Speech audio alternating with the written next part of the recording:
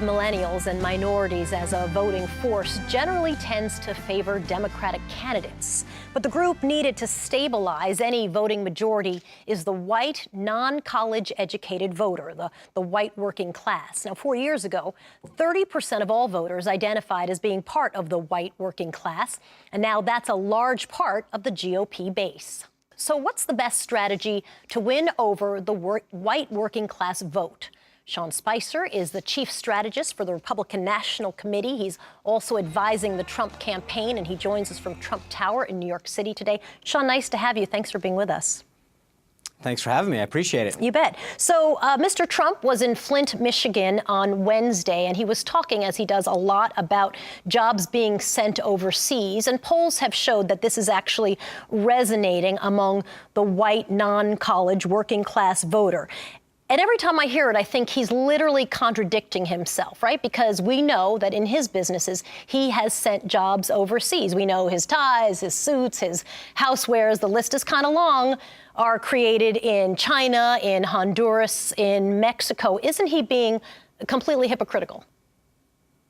Well, no, because I think what he's talking about is the policies of the government that reward companies to do that kind of business, not just reward them, but frankly create a tax system and a regulatory system that makes it easier and cheaper to do business overseas than want to do work here in the United States. And so he is trying to say that if elected president, I will advocate and instill policies that will ensure that our manufacturing base returns and create a tax system and a regulatory system that rewards companies for staying here in America and creating jobs. I want to ask you a quick question about the autopsy back in 2012. Yeah. And I think in the past, maybe years ago, you and I have spoken about this, which was kind of why the Republicans lost the election. In 2012, there was a sense of, like, let's walk through what went wrong. And some of the takeaways, yeah. I'm going to paraphrase: pass immigration reform, listen more to minorities, gay rights isn't going away. And I look at this past year and I wonder, so is the Republican Party basically just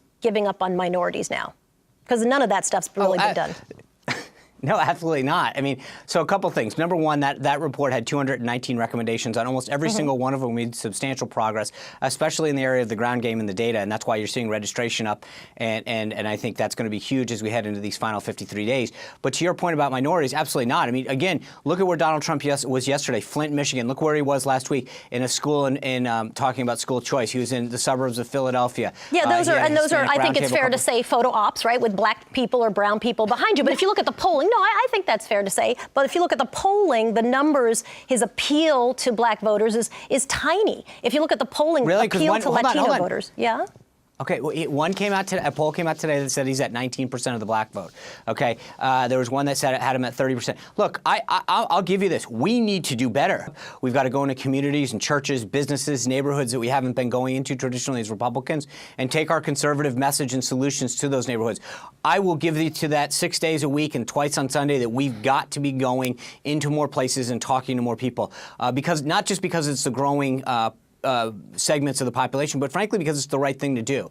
And I think what you've seen Donald Trump do over the last few weeks is have events in places like Flint and Philadelphia, Cleveland, and in suburbs of some of these areas where there are large minority populations, hold roundtables with Hispanics. Can we do more? Absolutely. Do we need to do more? Absolutely. But I think that, you know, when you look at what past campaigns have done, Donald Trump in the last month has probably done more in terms of outreach than a lot of the last couple cycles combined. But if you look at the months again, before, is that enough? Hold on. Is that enough? No. And I think we got to do more and more and more because that message needs to resonate. But some of the polls are starting to show that. We got, in one of the polls that came out today nationally, he's at 19% of the black vote. Remember, McCain got 4% of the black vote. Romney got 6%. We need to do better. I grant you, I don't want to be in single digits. I want to be in high double digits. But every day that we make progress is a good thing for this party and for this country. At the same time, you've also been empowering or raising the voices of people who are very hostile to Latinos, people who are very overtly hostile to African Americans